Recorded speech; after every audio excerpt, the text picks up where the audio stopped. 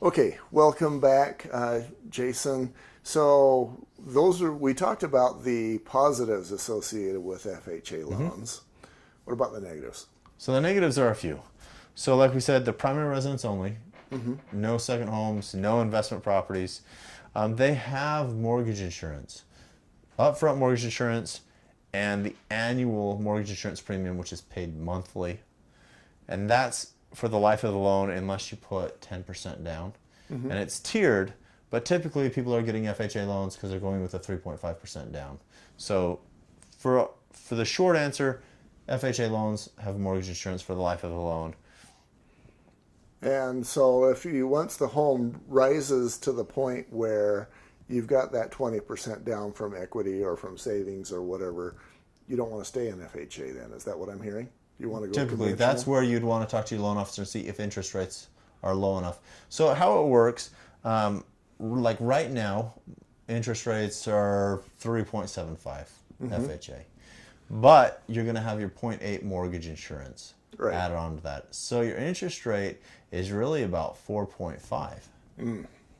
Yeah, that 4.55. sounds much less. When you can get a conventional for 4.125 Right. if you have good credit. While the interest rate is low, that's not the only thing that dictates payment. Right.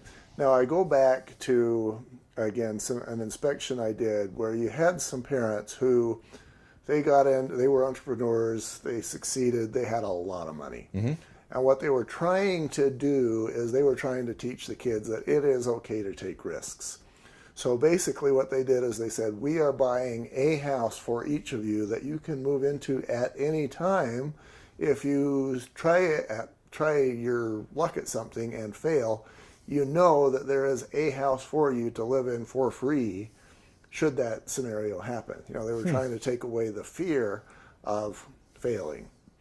So I'm thinking, okay, these guys can probably, I don't know if they bought it for cash, but let's assume for the point of argument that they made payments on all these. So we've got 7 or 8 house payments that they're making. Can they do all of these FHA? None of those they could do FHA. Not a Okay. single one of them. They would have to be their primary residence. They'd have to be living in it. Right. So you can have multiple FHA loans, but it has to work like this. So you buy your home, you get an FHA mortgage on it. And then you have a circumstance which requires you to move a significant distance away from your home, 50 miles, 100 miles. The underwriter has to agree that it's a significant distance. Hmm.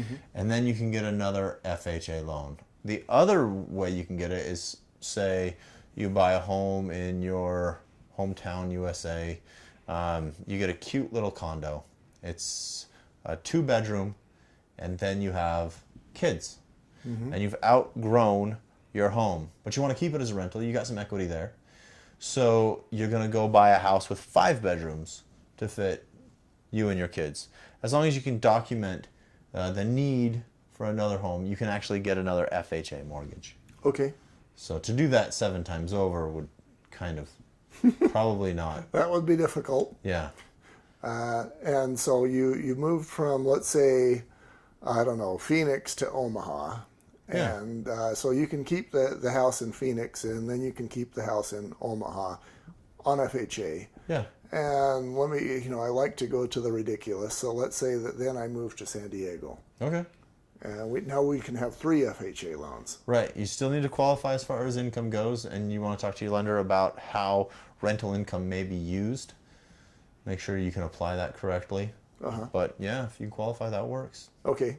What are the other negatives associated with FHA loans? For a short time, specifically August 2nd of 1985 and to January 1st of 2015, mortgage interest was charged monthly for FHA.